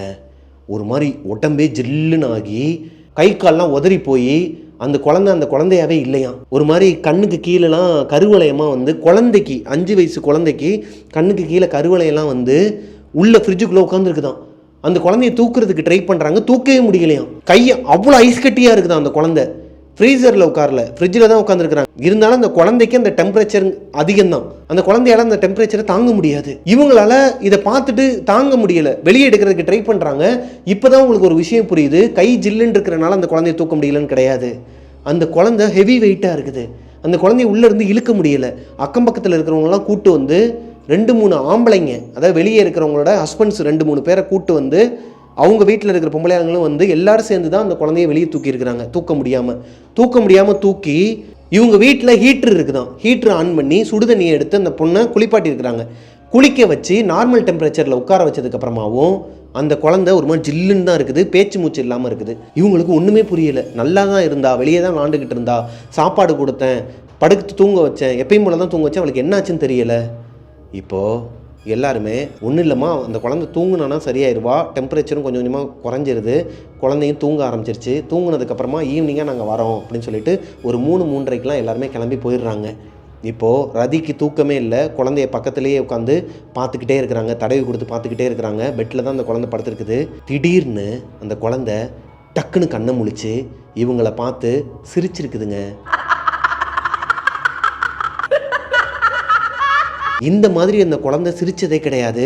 இன்னொன்று, அந்த குழந்தையோட வாய்ஸே அது கிடையாது. இதை பார்த்ததுமே இவங்களுக்கு அழுக வந்திருக்குது. பயம் கூட வரல, பெத்த தாய் இல்லையா, அழுக வந்திருக்குது. அந்த குழந்தைய கட்டிப்பிடிச்சு, என்னடா ஆச்சு செல்லம் உனக்கு, ஏன்டா இப்படிலாம் பிஹேவ் பண்ணுற, எதுக்குடா போயிட்டு ஃப்ரிட்ஜுக்குள்ளே உட்காந்த. அந்த பொண்ணு ஃப்ரிட்ஜு பக்கமே போகாதான். அந்த குழந்தை எதுக்குடா ஃப்ரிட்ஜு பக்கம் போனேன், எதுக்குடா உள்ளே போய் உட்காந்த, ஏன்டா இப்படி ஒரு மாதிரி கிரீப்பியாக சிரிக்கிற, அம்மாவுக்கு பயமாக இருக்குடான்னு சொல்லி அழுகும்போது அந்த குழந்தை எதுவுமே சொல்லாமல் மயக்கம் போட்டு படுத்துருச்சான் மறுபடியும். இப்போது அவங்களோட ஹஸ்பண்டுக்கு பதட்டத்தோட ஃபோன் போட்டு அவர் வீட்டுக்கு வந்து, மா இதெல்லாம் வந்து ஒன்றும் இல்லை, ஏன்னா அவர் எடுத்தோடனே நம்பலை, மா இதெல்லாம் ஒன்றும் இல்லைம்மா, நீ வந்து கவனக்குறைவாக இருந்திருக்கிற, அதனால தான் குழந்தை போயிட்டு ஃப்ரிட்ஜில் உட்காந்துருக்குது, அது உன்னோட தப்பு, உள்ளேயே உட்காந்துருந்தனால அது ஒரு மாதிரியாக பிஹேவ் பண்ணுது, ஹாஸ்பிட்டல் போகலான்னு சொல்லிட்டு ஹாஸ்பிட்டல் கூட்டு போயிருக்கிறார். ஹாஸ்பிட்டல் கூட்டு போய் பார்த்தா அந்த பொண்ணுக்கு பாடி டெம்பரேச்சர் நார்மலாக தான் இருக்குது, எந்த ஒரு நோயும் கிடையாது, இந்த குழந்தை நல்லா தான் இருக்குது, எதுக்காக கூட்டு வந்தீங்கிறாங்க. அதே மாதிரி தான் அந்த குழந்தையும் பிஹேவ் பண்ணுது. டாக்டர் முன்னாடி நார்மலாக தான் இருக்குது, அங்கே இருக்கிற பொருட்கள்லாம் வச்சு விளாண்டுட்டு இந்த டாக்டரோட பேசிக்கிட்டு நல்லா தான் இன்ட்ராக்ட் பண்ணுறா, நல்லா தான் பேசுகிறா, நீங்களாம் வந்து எதனா கற்பனை பண்ணிக்கிறீங்களா என்னன்னு தெரியணும்னு சொல்லும்போது சும்மாவே ரதியை உங்களோட ஹஸ்பண்ட், அதாவது வாசுவோட மாமா கோபத்தில் இருக்கிறார். இப்போ ரதியை ஒரு மாதிரி சைக்கோ மாதிரி பார்க்க ஆரம்பிச்சிருக்கிறாரு. என்ன லூசா நீ, என்னோட வேலையும் கெடுத்து குழந்தையோட உடம்பையும் கெடுத்து தேவையில்லாத வேலை பார்த்துட்ருக்குன்னு சொல்லிட்டு அங்கேருந்து திட்டிக்கிட்டே வரும்போது அந்த ஏரியாவை சேர்ந்தவங்க எல்லாருமே ரதியை வந்து கேட்க ஆரம்பிக்கிறாங்க அவங்க ஹஸ்பண்ட் முன்னாடியே. இப்போ தான் அவரால் நம்பாமல் இருக்க முடியலை. என்ன நடக்குது, அப்போ உண்மையாகவே நீ சொல்கிறியா, இது உண்மையாகவே நடந்துச்சான்னு சொல்லிட்டு அப்போ தான் காது கொடுத்து கேட்க ஆரம்பிக்கிறாரு. இப்போது அந்த ஏரியாவில் பக்கத்து வீட்டு அங்கிள், இந்த வீட்டில் பேய் ஓட்டினாங்க இல்லையா, பாய் வச்சு ஒரு பொண்ணுக்கு பேய் ஓட்டினாங்க இல்லையா, ஜின்னு ஓட்டினாங்க இல்லையா, அவங்க வந்து சொல்கிறாங்க, மா ஒன்று சொல்கிறேன், நீங்கள் வந்து இதை பயப்படாமல் கேட்கணும், இந்த பொண்ணோட உடம்புல வந்து ஜின்னு இருக்குது. என்னக்கா சொல்கிறீங்க, லூஸ் மாதிரி உளறிட்டு இருக்கீங்க, என் பொண்ணோட உடம்புக்குள்ள எதுக்கு சம்மந்தமே இல்லாமல் ஜின்னு வரப்போகுது. இல்லைம்மா, இன்றைக்கி காலையில் இந்த மாதிரி ஒரு சம்பவம் நடந்துச்சுமான்னு சொல்லிட்டு அவங்க சொல்லும் போது தான் இவங்க 2 பேருக்குமே அழுக வந்து ஒரு மாதிரி ரொம்பவே பதட்டப்படுறாங்க. இப்போது அந்த பொண்ணுக்கு ஓட்டின அதே பாயை இவங்க வீட்டுக்கு கூப்பிட்டு வராங்க. அந்த பாய் வீட்டுக்கு வர வரைக்குமே இந்த குழந்தை அமைதியாக தான் படுத்து தூங்கிட்டு இருந்திருக்கிறாங்க, இந்த 5 வயசு பாப்பா. அந்த பாய் வீட்டு வாசலில் கால் எடுத்து வச்சதுமே ஒரு மாதிரி கத்திக்கிட்டு திட்டிக்கிட்டு இந்த பாயை போயிட்டு அடிக்கிறாங்களாம். அந்த குழந்தை ஒரு மாதிரி சைக்கோ மாதிரி பிஹேவ் பண்ணியிருக்குதுங்க. அந்த குழந்தை கையில் கிடைக்கிற பொருட்கள் எல்லாம் எடுத்து அந்த பாய் மேலே எரிய ஆரம்பிச்சிருக்கிறாங்க. அது போக இவங்க அப்பா அம்மா மேலேயும் எரிய ஆரம்பிச்சிருக்கிறாங்க. யாரையுமே அந்த குழந்தை பக்கத்தில் விட மாட்டேங்குது. இந்த குழந்தைய பார்த்து பெற்றவங்களுக்கு எப்படிங்க இருந்திருக்கும்? ஒரு மாதிரி மனசு உடஞ்சி போய் இருக்கும்போது, இந்த சம்பவம் நடந்துகிட்டு இருக்கும்போது தான் கால் பண்ணியிருக்கிறாரு வாசு. இவங்க அக்காவுக்கு 2-3 தடவை கால் பண்ணியிருக்கிறாரு. இவங்க அட்டன் பண்ணவே இல்லை. இங்கே பேய் ஓட்டிகிட்டு இருக்கிறாங்க. அதாவது இந்த ஜின்னை ஓட்டுறதுக்கான ரிச்சுவல்ஸ்லாம் போய்கிட்டு இருக்குது அவங்களோட அக்கா வீட்டில். வீட்டுக்கு வந்த அந்த பாய் கிட்டத்தட்ட 1 மணி நேரமாக போராடி இருக்கிறாரு. இந்த குழந்தையோட உடம்புலேருந்து அந்த ஜின்னை பிரிக்க முடியலை. இந்த குழந்தையோட உடம்புக்குள்ளேருந்து அந்த ஜின்னை பிரிக்க முடியலை. அவர் என்ன சொல்கிறாருன்னா, இப்போ தான் ஒரு கன்னி பொண்ணோட உடம்புலேருந்து அந்த ஜின்னை நான் எடுத்தேன். ஆனால் நான் எடுக்கலை. அது இந்த குழந்தையோட உடம்புக்குள்ளே போயிருக்குது. இது ரொம்ப சக்தி வாய்ந்ததாக இருக்குது. என்னால் இதை கண்ட்ரோல் பண்ண தான் முடியும். பெர்மனண்ட்டாக அதை உள்ளேருந்து எடுக்கிறதுக்கு எனக்கு சில நாட்கள் அவகாசம் வேணும். சில விஷயங்கள்லாம் நீங்களும் உங்கள் வீட்டில் பண்ணணும். ஒரு மாதத்துக்கு நீங்கள் தாக்கு பிடிச்சி தான் ஆகணும். இல்லைனா அந்த குழந்தையோட உயிருக்கே ஆபத்து. இன்ஸ்டண்ட்டாக அந்த குழந்தையோட உடம்புலேருந்து அந்த ஜின்னை எடுத்தால் அந்த குழந்தையோட உயிருக்கே ஆபத்தாங்க. அதாவது கொஞ்சம் கொஞ்சமாக அந்த ரிச்சுவல்லாம் பண்ணி தான் அந்த குழந்தையோட உடம்புலேருந்து அந்த ஆத்மாவை எடுக்கணும்னு சொல்லிட்டு கிட்டத்தட்ட 28 நாளாக ரதியும் அவங்களோட ஹஸ்பண்டும் தூங்கவே இல்லை. இப்போது அதனால தான் இவங்க அப்பா யார் வாசுவோட அப்பாவும் வாசுவும் கால் பண்ணும்போது அவங்க அக்கா ஃபோனை பிக் பண்ணவே இல்லை. இவங்க வீட்டாளுங்க கிட்ட சொல்லவே இல்லை. இவங்களாலேயே தாங்க முடியலை. அவங்களால எப்படி தாங்க முடியும்? அவங்களால என்ன பண்ண முடியும்? என்ன பண்ணிட முடியும்? அப்படிங்கிற அடிப்படையில் அவங்க சொல்லவே இல்லையா. இப்போது இது எல்லாத்தையுமே வாசுக்கிட்ட அவங்க அக்கா சொல்லி முடிக்கிறாங்க. இதுதான் நடந்துச்சு. இப்போ நீ வீட்டுக்கு வந்தப்போ கூட நான் உன்னை பார்த்தேன்னா கண்டிப்பாக அழுதுருவேண்டா. நான் உங்ககிட்ட சொல்லக்கூடாதுன்னு தான் இருந்தேன். நீ ஒரு வாரம் இங்கே இருக்கியா? உனக்கிட்ட இங்கே நடந்த எந்த விஷயத்தையும் காட்டிக்காமல் எதுவுமே பண்ணாமல் உன்னை அனுப்பிடலான்ட்டு தான் நான் பார்த்தேன். ஆனால் இப்போ இந்த மாதிரி ஒரு சம்பவம் நடக்கும்னு நான் எதிர்பார்க்கல. குழந்தை நைட்டு உட்காந்து ஃப்ரிட்ஜில் முட்டிகிட்டு இருப்பான்லாம் நான் எதிர்பார்க்கலன்னு சொல்லிட்டு நடந்தது எல்லாத்தையும் சொல்லிடுறாங்க. இப்போது வாசு என்ன சொல்கிறாருன்னா, எதுக்கு சம்மந்தமே இல்லாமல் எனக்கு ஹாஸ்டலில் ஒரு விஷயம் நடக்கணும்? ஏன் சதீஷ் இருக்கிறாரு, இன்னொருத்தர் இருக்கிறாரு, அவங்கக்கிட்ட போயிருக்கலாம்ல அந்த அமானுஷம். எதனால் இவருக்கு பின்னாடியே அந்த அமானுஷம் வரணும்? அது போக இப்போ ஏன் அந்த கனவு வரணும்? அவரோட ஃப்ரெண்டு வீட்டில் பேச்சுலர் பார்ட்டி கொண்டாடிட்டு இருக்கும்போது ஏன் அவருக்கு அந்த மாதிரி ஒரு அமானுஷ்ய கனவு வரலை? குடிச்சிருந்தனாலையா? அது கணக்கில் எடுத்துக்க முடியாது. குடிச்சிருந்தாலுமே கனவு வரும் இல்லையா? அதில் ஏன் அந்த மாதிரி அமானுஷ்ய கனவு எனக்கு டிஸ்டர்ப் ஆகலை? இன்றைக்கி எதனால் அந்த அமானுஷ்யனை எழுப்பி விட்டுச்சு? அதுக்கும் இதுக்கும் ஏதோ ஒரு சம்மந்தம் இருக்குங்கன்னு அவரோட மனசில் தோணுது. இப்போது அவங்க அக்கா கிட்ட என்ன சொல்கிறாருன்னா, அக்கா நான் காலையில் வந்தப்பவே கவனித்தேன். பாப்பா முகம் கொடுக்காமல் ஒரு மாதிரி என்னை முறைச்சிக்கிட்டே போனப்போ நான் கணிச்சிட்டேன் ஏதோ தப்பாக இருக்குன்னு சொல்லிட்டு. பார்த்துக்கலாம், என்ன வந்தாலும் பார்த்துக்கலாம்னு சொல்லிட்டு அன்றைக்கி நைட்டு முழுக்க அவங்க அக்காவும் மாமாவும் உள்ளே போய் படுத்து தூங்கிடுறாங்க குழந்தையோட. வாசுக்கு தூக்கமே இல்லை. ரூமில் இருக்கிற அவரோட தலகாணி பெட்ஷீட் எல்லாத்தையும் எடுத்துகிட்டு ஹாலில் போட்டு படுத்துடுறாரு. இதுக்கப்புறம் அந்த குழந்தை வெளியே வந்துச்சுன்னா நான் பார்த்துக்கிறேன் அப்படிங்கிற மாதிரி படுத்துடுறாரு. அன்றைக்கி முழுக்க அவர் தூங்கவே இல்லை, சரியாக தூங்கலை. 1 மணி நேரம் தூங்கிட்டு அப்பப்போ எந்திரிச்சு பார்ப்பாராம். குழந்தை வெளியே வருதா, எதனா பண்ணுதா, எதனா அமானுஷம் நடக்குதான்னு பார்த்துக்கிட்டே இருந்திருக்கிறாரு. அடுத்த நாள் காலையில் அவங்க அக்காவும் மாமாவும் நல்லா தூங்கிட்டு இருந்திருக்கிறாங்க. ஏன்னா அவங்களுக்கு இத்தனை நாளாக தூக்கமே கிடையாது. லாக்டவுனில் எல்லாருமே வீட்டுக்குள்ளே தான் இருப்பாங்க. நைட்டும் சரியான தூக்கம் இல்லாத காரணத்தினால அவங்க அக்காவும் மாமாவும் நல்லா தூங்கிக்கிட்டு இருக்கிறாங்க.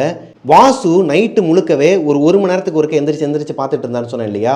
ஒரு கட்டத்துக்கு மேலே ஒரு 4 மணிக்கு நல்லா தூக்கம், ஒரு 7-7:30 மணி இருக்குமாங்க காலையில்.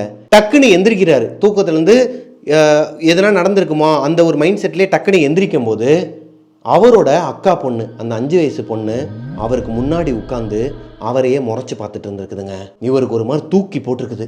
காலையில் எந்திரிச்ச உடனேயுமே அந்த குழந்தை இவருக்கு முன்னாடி உட்காந்து இப்படியே பார்த்துக்கிட்டு இருந்திருக்குதுங்க. இவருக்கு ஒன்றுமே புரியலை.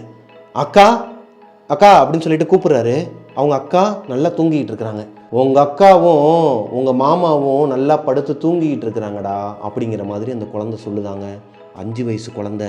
வாசு இப்போ கொஞ்சம் கூட பயப்படாமல், சரி அவங்க தூங்குறது இருக்கட்டும், நீ தூங்கலையா, உனக்கு இங்கே என்ன வேலை, நீ போய் தூங்கு அப்படிங்கிற மாதிரி சொல்லும்போது, நைட்டே ஒரு விஷயம் நடந்திருக்கும், நீ தடுத்துட்ட, நீ எத்தனை நாளைக்கு தடுக்கிறேன்னு பார்க்குறேன், இவளோட உயிர் இன்னும் கொஞ்ச நாள் தான், இன்னும் 2 நாளில் இவளோட உயிர் போகுது, உன்னால் முடிஞ்சதை நீ பார்த்துக்கோ அப்படிங்கிற மாதிரி சவால் விடுதாங்க அந்த குழந்தை.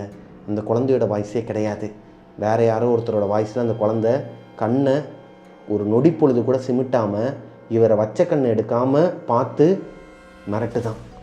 எப்படி இருக்கும் வாசுக்கு? வாசுவோட மனசில் அவங்க அக்கா நைட்டு சொல்லும் போதே அவர் ஃபிக்ஸ் ஆகிட்டார். என்ன நடந்தாலும் பார்த்துக்கலாம், இந்த குழந்தைய அக்கா பொண்ணை நம்ம தான் காப்பாற்றணும், நம்மளும் அவங்க கூட நிற்கணும்னு சொல்லிட்டு ஃபிக்ஸ் ஆகிட்டார். இப்போது வாசு கொஞ்சம் கூட யோசிக்காமல் அவரோட பாக்கெட்டில் இருந்த ஹனுமன் சாலிசா இந்த புக்கு வந்து எப்பயுமே அவர் கையில் இருக்குமாங்க, அந்த புக்கை எடுத்து டக்குன்னு அந்த குழந்தையோட கையில் வச்சு அந்த குழந்தையோட கையை பிடிச்சி அமுக்கியிருக்கிறாரு. அது ஒரு மாதிரி எரியுது விடுன்னு சொல்லிட்டு அழுதுகிட்டே அப்படியே மயக்கம் போட்டு விழுந்துருச்சான். இப்போ அந்த குழந்தையை தூக்கி இவர் படுத்திருந்த அந்த பெட்டில், அந்த பெட்ஷீட்டில் போட்டு தலையை தடவி கொடுத்துக்கிட்டு பக்கத்திலே உட்காந்து ஹனுமன் சாலிசா பாடிக்கிட்டே இருந்திருக்கிறாரு. அந்த குழந்தை எதுவுமே ரியாக்ட் பண்ணல, அப்படியே அமைதியாக படுத்து தூங்கிட்டு இருந்திருக்குது.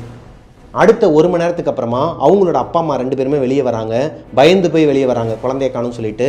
இப்போ வாசு அவங்க அக்கா பொண்ணை மண்டையில் தடவி கொடுத்துக்கிட்டு கேர் பண்ணுற விதத்தை பார்த்து அவங்க அக்காவுக்கும் மாமாவுக்கும் ஒரு மாதிரி கண் கலங்கி போய் அவர் பக்கத்துலேயே வந்து உட்காந்துக்கிட்டு ஒரு மணி நேரம் பேசிக்கிட்டு இருந்திருக்கிறாங்க. வீட்டு விஷயங்களை பற்றி, அப்பா அம்மாவை பற்றிலாம் பேசிகிட்டு இருக்கும்போது அவங்க அப்பாவுக்கும் ஃபோன் போட்டு நடந்தது எல்லாத்தையும் வாசுவும் அவங்க அக்காவும் ஷேர் பண்ணுறாங்க. அவங்க அப்பா என்ன சொல்கிறாருன்னா, என்ன பிரச்சனைனாலும் நம்மளோட குலசாமி உங்க கூட நிற்குமா, என்றைக்குமே நீ வந்து குலசாமியை விட்டுறாத, அது போக எங்களால் முடிஞ்சால் நாங்கள் கிளம்பி வந்துடுவோம். இங்கே வந்து லாக்டவுன் போட்ட காரணத்தினால அதுவும் அம்மாவுக்கு வந்து கொரோனா இருக்குதுன்னு சொல்லிட்டு கன்ஃபார்ம் பண்ணிட்டாங்க, வீடை வந்து வெளியே லாக் பண்ணிட்டாங்க, எங்களால் வெளியே வர முடியல, இல்லைன்னா இந்நேரம் நாங்கள் வந்திருப்போம், கொஞ்சம் கூடயே இருந்து பார்த்துக்க சாமின்னு சொல்லிட்டு அவங்களோட பையன் வாசு கிட்ட தான் சொல்லியிருக்கிறாங்க. அன்னைக்கு நாள் முழுக்கவே ஒரு மாதிரி நல்லா தாங்க போயிருக்குது, ஹாப்பியாக தான் போயிருக்குது. இப்போ தான் ரதிக்கும் அவங்களோட ஹஸ்பண்டுக்கும் கொஞ்சமாச்சும் இந்த மென்டல் ஸ்ட்ரெஸ் வந்து வெளியே வந்திருக்கிறாங்க. இந்த மென்டல் ஸ்ட்ரெஸ்லேருந்து வெளியே வந்திருக்கிறாங்க. ஏன்னா இத்தனை நாளாக யார்கிட்டையும் ஷேர் பண்ணாமல் அந்த குழந்தையோட தனிமையில் இவங்க 2 பேரும் என்ன படாத பாடுபட்டிருப்பாங்க. இப்போது ஒரு பர்சன் எக்ஸ்ட்ரா நான் இருக்கேன்னு சொல்லி வந்ததே அவங்களுக்கு ரிலீவாக இருந்திருக்குது. ஸோ வாசு வந்ததுக்கு அடுத்த நாள் ஃபுல்லாகவே ஒரு மாதிரி ஹாப்பியாக தாங்க போயிருக்குது, கொஞ்சம் ரிலாக்ஸாக தான் போயிருக்குது. அன்னைக்கு நைட்டு ஒரு 11 மணிலேருந்து 11:30 மணி இருக்குமா. 9:30 10 மணிக்கெலாம் அவங்கவுங்க ரூமுக்கு போய் படுத்து தூங்க ஆரம்பிச்சிடுறாங்க. இப்போ வாசு மட்டும் ஹாலில் தான் வந்து படுத்துக்கிறாரு. முதல்ல ரூமில் போய் படுக்கிற மாதிரி படுத்துட்டு அவங்க அக்கா எல்லோரும் தூங்கினதுக்கப்புறமா ஹாலில் வந்து படுத்து தூங்கிக்கிட்டு இருக்கிறாரு. ஒரு 11லேருந்து 11:30 மணி இருக்குமாங்க. ஒரு சத்தம் கேட்குது, வெளியே யாரோ யார் கூடயே பேசிகிட்டு இருக்கிற மாதிரி ஒரு சத்தம் கேட்குது. ரதி டிஸ்டர்ப் ஆகி எந்திரிக்கிறாங்க. எந்திரிச்சவங்க பயந்து போய் பக்கத்தில் பார்க்குறாங்க. அவங்களோட 5 வயசு பாப்பா பக்கத்தில் தான் படுத்து தூங்கிட்டு இருக்கிறாங்க. அவங்களோட ரூம் டோரை ஓப்பன் பண்ணி மெதுவாக எட்டி பார்த்துருக்குறாங்க. வாசு யார் கூடயோ கோபமாக நின்று பேசிகிட்டு இருக்கிறாரு ஹாலில். ஆனால் அவருக்கு ஆப்போசிட்டில் யாருமே கிடையாது. வாசு திரும்பி நின்று பேசிகிட்டு இருக்கிறாரு. அவரோட முகம் இவங்களுக்கு தெரியலை. அவர் யாரு கூடயே பேசிகிட்டு இருக்கிறாரு செவத்தை பார்த்து. செவரு மட்டும்தான் இருக்குது, அங்கே யாருமே கிடையாது. இப்போது இவங்க அக்கா கவனிச்சுக்கிட்டே இருந்திருக்கிறாங்க என்ன பேசுகிறாருன்னு சொல்லிட்டு. அவர் பேசுகிறது எதுவுமே இவங்களுக்கு புரியலை. ஒரு மாதிரி வேறு பாஷையில் பேசியிருக்கிறாரு. இந்த உருதுன்னு சொல்லுவாங்க இல்லையா, அந்த உருதுல பேசிகிட்டு இருக்கிறாரு. இவங்க தம்பிக்கு இங்கிலீஷே சரியாக வராதுங்கிறது ரதிக்கு தெரியும். அப்பேற்பட்ட வாசு உருதுல எப்படி இவ்வளோ சரளமாக பேச முடியும்? உருதுல பேசிகிட்டு இருக்கிறாராம். பேசிக்கிட்டு இருக்கும்போது திடீர்னு இவங்க வச்ச கண்ணை எடுக்காமல் பார்த்துக்கிட்டு இருக்கிறாங்க என்ன தான் பண்ணுறாருன்னு சொல்லிட்டு. இப்போ நான் யார்கிட்டயாச்சும் ஒருத்தட்ட பேசிகிட்டு இருக்கேன்னு வச்சுக்கோங்களேன், அவங்களே என்கிட்ட பேசிகிட்டு இருக்கிறாங்க. அவங்க என்கிட்ட ஒரு விஷயத்த சொல்கிறாங்க, டேய் உன் பொண்டாட்டி வந்து பின்னாடி இருந்து உன்னை பார்த்துட்டு இருக்கிறான்னு சொன்னால், யார் ஏன் பொண்டாட்டியான்னு சொல்லிட்டு நான் திரும்புவேன் இல்லையா? அதே மாதிரி அவர் யாரு கூடயே பேசிகிட்டு இருக்கிறாரு. ஆப்போசிட்டில் இருக்கிற பர்சன் எதனா சொன்னாங்களா என்னன்னு தெரியலை. ஒரு செகண்ட் பேச்சை நிப்பாட்டுறாரு. நிப்பாட்டினவர் ஒரு ஃப்ராக்ஷன் ஆஃப் த செகண்டில் டக்குன்னு திரும்பி பார்த்துருக்குறாருங்க. இவங்களுக்கு அள்ளு இல்லையாம். அவரோட கண் ஒரு மாதிரி ஒயிட் கலரில் இருந்திருக்குது. இந்த படத்துலலாம் பார்க்குற மாதிரி ஒயிட் கலரில் இருந்திருக்குது. கருவிலியே இல்லை, அந்த பிளாக் கலர் வெளியே இல்லை, ஃபுல் ஒயிட்டில் இருந்திருக்குது. இப்போ இதை பார்த்தோன்னே பயந்துட்டு டோரை லாக் பண்ணியிருக்கிறாங்க. இப்போ ரதி அவங்க ஹஸ்பண்டை மெதுவாக எழுப்பி வெளியே நடந்த இந்த விஷயத்த சொல்கிறாங்க. எனக்கு பயமாக இருக்குதுங்க, நம்ம பிள்ளையை பிடிச்ச அந்த ஜின்னு வந்து இப்போ என் தம்பியை பிடிச்சிருச்சு போல், பிள்ளையை காப்பாற்ற வந்து என் தம்பி இந்த மாதிரி மாட்டிக்கிட்டானேன்னு சொல்லிட்டு அழுது இருக்கிறாங்க. இப்போ அவங்க ஹஸ்பண்ட் என்ன சொல்கிறாருன்னா, அவங்க அந்த பாய் கொடுத்தார் இல்லையா, அந்த ஹோலி வாட்டரை கையில் எடுத்துக்கிட்டு அந்த கயிறையும் கையில் எடுத்துக்கிட்டு மெயின் டோரை ஓப்பன் பண்ணி அவங்க ரூம் டோரை ஓப்பன் பண்ணி ஹாலுக்கு வந்து பார்த்தா நல்லா படுத்து கொரட்டை விட்டு தூங்கிட்டு இருக்கிறாராம். யார்? வாசு.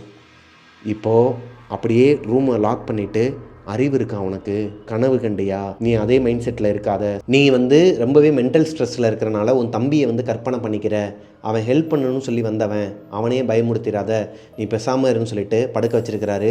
ரதிக்கு நல்லா தெரியும் இது கனவு கிடையாது, நிஜம்தான். ஆனால் அவங்க ஹஸ்பண்ட் சொன்னதுக்கப்புறமா அவங்களே யோசிக்க ஆரம்பிக்கிறாங்க. இந்த பாய் வந்தார் இல்லையா ஸ்டார்டிங்கில், அவர் சொல்லியிருக்கிறார் ஒரு விஷயத்த, இந்த ஜின்னு வந்து என்ன ரூபத்தில் வேணாலும் உங்களுக்கு மாயை பண்ணும், வீட்டுக்குள்ளே உங்களுக்குள்ளே சண்டையை ஏற்படுத்தும், உங்களை அப்படியே கவனக்குறைவை, உங்களுக்கு எதனா ஒரு கவனக்குறைவை உண்டாக்கி இந்த குழந்தைய சாவடிச்சிடும், நீங்கள் பத்திரமா பார்த்துக்கணும் அப்படிங்கிற மாதிரி சொல்லியிருக்கிறார். நீங்கள் தான் பத்திரமா பார்த்துக்கணுங்கிற மாதிரி சொல்லியிருக்கிறார்.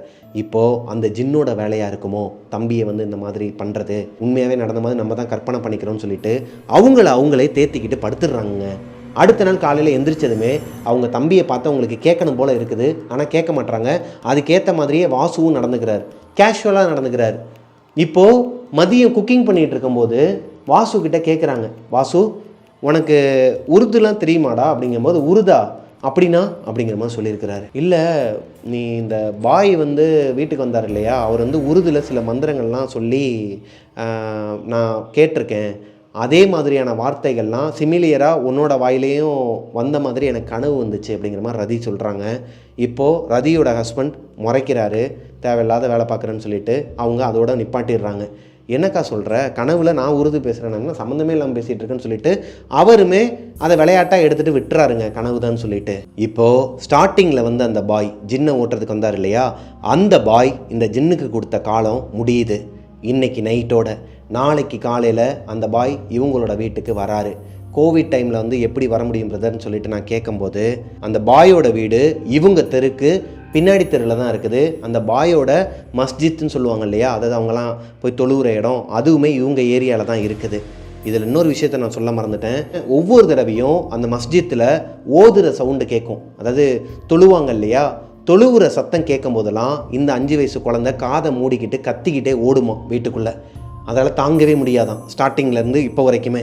இப்போது விடிஞ்சா பாய் வீட்டுக்கு வரப்போகிறாரு. இந்த பொண்ணோட உடம்புல இருக்கிற ஜின்னுக்கு இதுதான் கடைசி நாள். இன்றைக்கி நைட்டு யாருமே தூங்கக்கூடாது, இந்த குழந்தை மேலே வச்சக்கண்ணை எடுக்காமல் நம்ம எல்லாருமே பார்த்துக்கணும்னு சொல்லிட்டு ரதி, அவங்களோட ஹஸ்பண்ட் வாசு 3 பேருமே விளக்கெண்ணெயை ஊற்றிக்கிட்டு, அதாவது அந்த மாதிரி அந்த குழந்தைய வந்து பார்த்துக்கிட்டு உட்காந்துருக்குறாங்க கண்ணில்.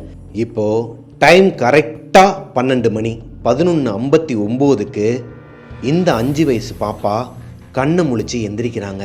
இந்த பொண்ணோட கண்ணு ஸ்டார்டிங்கில் ஒரு ஃப்ரிட்ஜுக்கிட்ட பார்த்தார் இல்லையா, ஃப்ரிட்ஜுக்குள்ளே அதே மாதிரி கருவளையெல்லாம் வந்து அந்த பொண்ணோட கண்ணு ஒரு மாதிரி பாதி தான் ஓப்பனில் இருக்குதான். இப்போ ஒரு லைட்டாக ஒரு ஹேங் ஓவரில் இருக்கிற மாதிரியே அந்த குழந்தை இருக்கிறாங்க. கண்ணு லைட்டாக திறந்துக்கிட்டு திடீர்னு எந்திரிச்சவங்க அந்த பெட்டை விட்டு எந்திரிச்சு கீழே போகிறாங்க. பக்கத்தில் தான் அந்த குழந்தையோட அப்பா அம்மா வாசு 3 பேருமே உட்காந்துருக்குறாங்க. அவங்கள கண்டுக்கவே இல்லை அந்த குழந்தை. இப்போ ரதி என்ன சொல்கிறாங்கன்னா, கண்ணுலேயே ஜாடா காட்டுறாங்க, இங்கே பாருங்கள் யாருமே எதுவும் சொல்லாதீங்க, அவன் என்ன பண்ணுறான்னு பார்ப்போம், எங்கே போகிறான்னு பார்ப்போம்னு சொல்லிட்டு அவங்க அந்த குழந்தை எந்திரிச்சு ஹாலுக்கு போகிறாங்க. பின்னாடியே நடந்து போயிருக்கிறாங்க. இப்போது நேராக அந்த குழந்தை போனது வாசுவோட ரூம்குள்ளே போனது மட்டும் இல்லாமல் அவரோட ரூம்குள்ளேருந்து ஒரு விரலை எடுத்துகிட்டு வருது.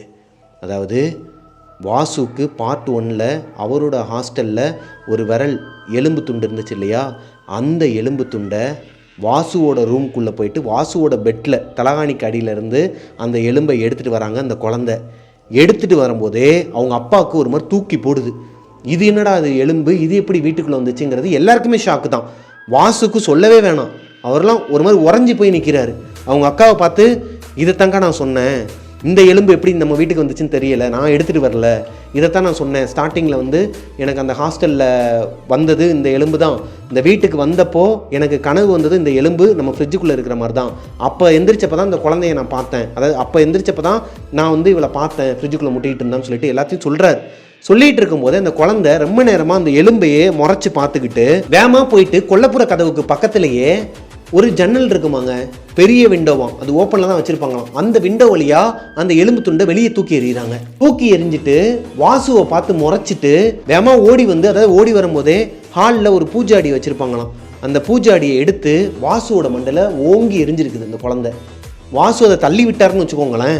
இப்போ ரதியும் அவங்களோட ஹஸ்பண்டும் குழந்தைய போய் பிடிச்சி தூக்கிட்டு போய் பெட்டில் வச்சு அமுக்கி அந்த ஹோலி வாட்டர்லாம் தெளித்து அந்த ஜின்னை எப்படி இவங்களால் கண்ட்ரோல் பண்ண முடியுங்கிறது இவங்களுக்கு தெரியும். அப்படி தான் 28 நாளுமே கண்ட்ரோல் பண்ணி வச்சுருக்கிறாங்க. அதே டெக்னிக்கை இப்போ போய் பண்ணும்போது அந்த குழந்தைய கண்ட்ரோல் பண்ண முடியலை. அது ரொம்ப உக்கிரமாக இருக்குது.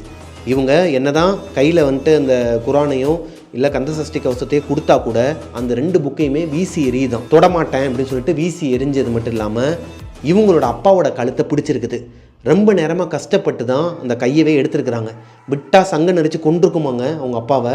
ரதியும் அவங்க ஹஸ்பண்டும் இந்த குழந்தை கூட கஷ்டப்பட்டுட்டு இருக்கிற இந்த நேரத்தில் வாசு மட்டும் ஒரு மாதிரி உறைஞ்சி போய் நிற்கிறாரு. அவரோட தலைக்குள்ளே என்ன ஓடிக்கிட்டு இருக்குன்னா, முழுக்க முழுக்க இந்த விரலை பற்றின சிந்தனை தான் ஓடுது. இந்த விரல் எதுக்கு இவரோட வீட்டுக்கு வந்துச்சு, எதனால் இவரோட ரூமில் இருந்துச்சு, இது கனவுல தான் வந்துச்சுன்னு பார்த்தா உண்மையாகவே நம்ம வீட்டுக்குள்ளே இருக்குது. இதை ஏன் போயிட்டு அந்த குழந்தை எடுக்கணும், ஏன் அந்த விரலை பார்த்து முறைக்கணும், எதுக்கு வெளியே தூக்கி போடணும், இவருக்கு ஒன்றுமே புரியலை. இப்போது இவங்க அக்கா கத்துறாங்க, டேய் அறிவு கட்டவனே, நாங்கள் ரொம்ப கஷ்டப்பட்டுட்டு இருக்கோம், கொஞ்சம் வந்து ஹெல்ப் பண்ணலாம்னு சொல்லி கத்தும்போது இவர் வேமா உள்ளே போயிட்டு ஹெல்ப் பண்ணியிருக்கிறாரு. கொஞ்ச நேரத்தில் அந்த குழந்தை அதுவாகவே காம் டவுன் ஆகிட்டு படுத்து தூங்கிருச்சாங்க. இவங்க 3 பேருமே அந்த குழந்தைய சுற்றி தான் உட்காந்துருக்குறாங்க பெட்டில். ஃபஸ்ட்டு அந்த குழந்தைக்கு அந்த ஜின் வந்து பிடிச்சப்போ அவங்க அம்மா ரதி வந்து தூங்க வச்சுட்டு இருக்கும்போது திடீர்னு எந்திரிச்சு ஒரு மாதிரி க்ரீப்பியாக சிரிச்சிச்சுன்னு சொன்னேன் இல்லையா, அதே மாதிரி இப்போ தூங்கிக்கிட்டு இருக்க குழந்தை திடீர்னு எந்திரிச்சு க்ரீப்பியாக சிரிச்சிருக்குது. கண்ணுக்குன்னெல்லாம் உருட்டிக்கிட்டு நீங்கள் நினைக்கிறது எதுவுமே நடக்காது அப்படிங்கிற மாதிரி சொல்லிவிட்டு படுத்து தூங்கிருச்சாங்க. அன்றைக்கி ஃபுல்லாகவே இவங்களுக்கு தூக்கம் கிடையாது. அடுத்த 6 மணி நேரம் அந்த பாய் வரப்போகிறது விடிய காலையில் 6-6:30 வந்துடுறேன்னு இருக்கிறார் வீட்டுக்கு. அடுத்த 6 மணி நேரமும் இவங்களுக்கு ஒரு மாதிரி கத்தி மேலே நடக்கிற மாதிரி இருந்திருக்குதுங்க. ஒருத்தருக்கு ஒருத்தர் மாற்றி படுத்து தூங்கி தான் எந்திரிச்சிருக்கிறாங்க. யாராச்சும் ஒருத்தர் முழிச்சே இருப்பாங்களாம். திடீர்னு சவுண்டு கொடுத்தா கூட டக்குன்னு எந்திரிச்சிருவாங்களாம் எல்லாரும். அந்த மாதிரி நிம்மதியே இல்லாத ஒரு தூக்கத்தில் தான் இருந்திருக்கிறாங்க. விடியுது 6-6:30 மணிக்கு பாய் வந்து தொழுதுட்டு நேராக இவங்களோட வீட்டுக்கு ஆட்களெல்லாம் கூப்பிட்டுட்டு வராரு. உட்கார வச்சு இந்த குழந்தைக்கு பேய் ஓட்ட அந்த விஷயத்தை ஆரம்பிக்கிறாங்க. ஸ்டார்டிங்கில் மாதிரி ஆரம்பிக்கிறாங்க. இந்த குழந்தை ரொம்பவே உக்கிரமாக இருக்குதுங்க. ஒரு மாதிரி சொன்னபடியே கேட்காம ரொம்ப ஒரு மாதிரி உக்கிரமாக இருக்குது.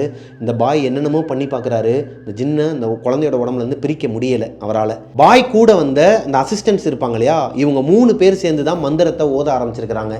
அதாவது அது வந்து கொஞ்சம் பவர்ஃபுல்லான மந்திரங்களாங்க. முஸ்லீம்ஸ் பார்த்துட்டு இருந்தீங்கன்னா மேபி உங்களுக்கு தெரியும்.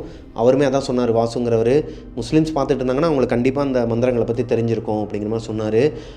மந்திரங்களை உச்சரிச்சிட்டு இருக்கும்போது இந்த குழந்தை கையெல்லாம் கெட்டு போட்டு தான் வச்சுருக்கிறாங்க. அந்த கட்டெல்லாம் அவுத்துட்டு 5 வயசு குழந்தை இந்த வேலையெல்லாம் பார்க்குது. கட்டெல்லாம் அவுத்துட்டு அங்கே இருக்கிற பொருட்களை கொண்டு மண்டையில் ஓங்கி எரிஞ்சு 2 பேர் மயக்கத்துக்கே போயிருக்கிறாங்க. பாய் கூட வந்த 2 பேரும். இப்போ பாய் மட்டும்தான் மந்திரம் சொல்லிகிட்டு இருக்கிறாரு. அவரால் ஒரு சில விஷயங்களை கண்ட்ரோல் பண்ண முடியலை. கைமீறி போக போது இந்த குழந்தை சாக போகுது அப்படிங்கிற ஒரு சுச்சுவேஷன் வரும்போது திடீர்னு இந்த பாய் சொல்கிற இதே மந்திரத்தை உருதுல யாரோ ஒருத்தவங்க சொல்ல ஆரம்பிக்கிறாங்க. அந்த ஹாலில் உட்காந்துருக்கிற ஒரு பர்சன், அது வேறு யாரும் இல்லைங்க, இந்த ஸ்டோரியை நமக்கு அனுப்பின வாசு உருதுல மந்திரங்களை சொல்ல ஆரம்பிக்கிறாரு.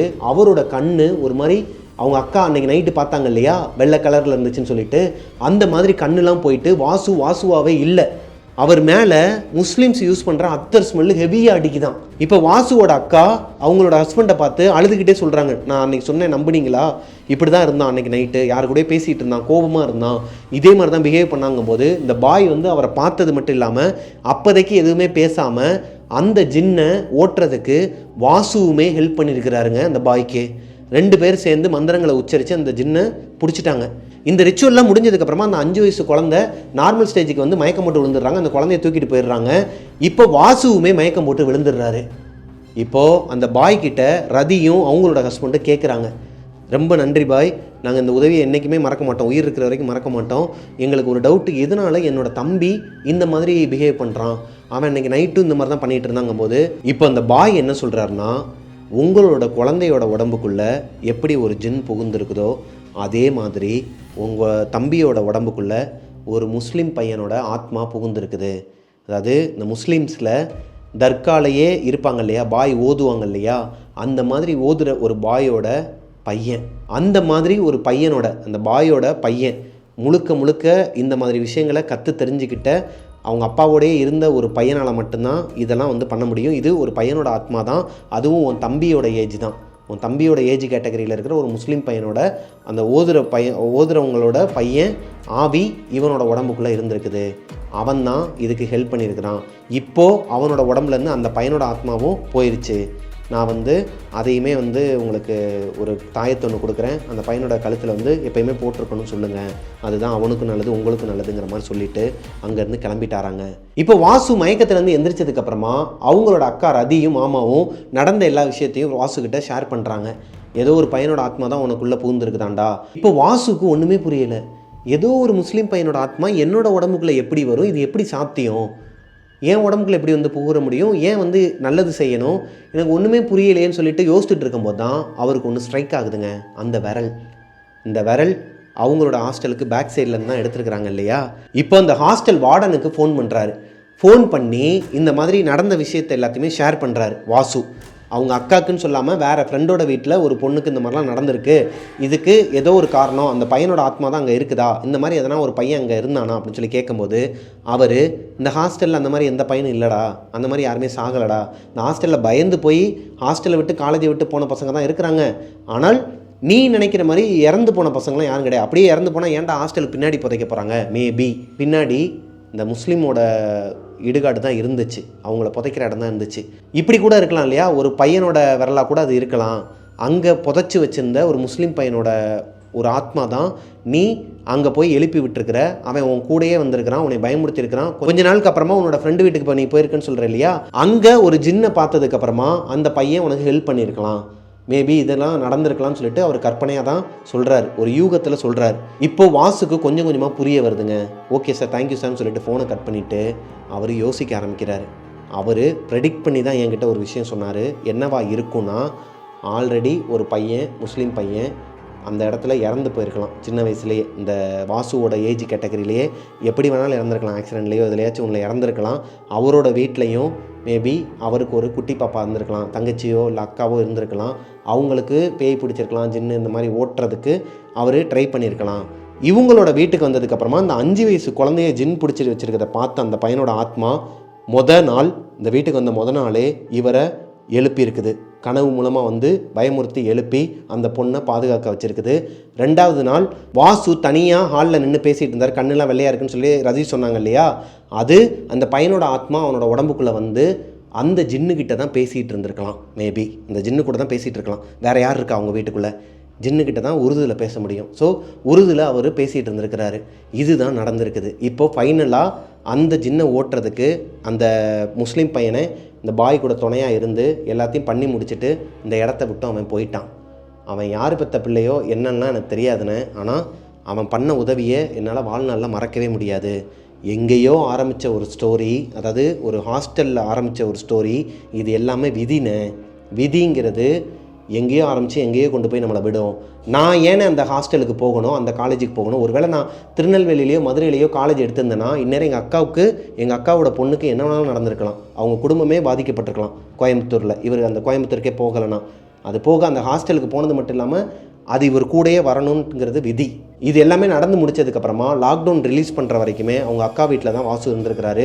ஜாலியாக இருந்திருக்கிறாங்க. இதுக்கப்புறமா அவங்களோட வாழ்க்கையில் எந்த ஒரு அமானுஷ்யமோ கெட்ட கனவோ எதுவுமே நடக்கலை. எல்லாருமே ஜாலியாக சந்தோஷமாக இருந்திருக்கிறாங்க. இப்போ வாசுக்கு கல்யாணம் ஆக போதாங்க. 2026 மார்ச் மாதம் அவருக்கு கல்யாணம் அப்படிங்கிற மாதிரி சொல்லியிருக்கிறாரு.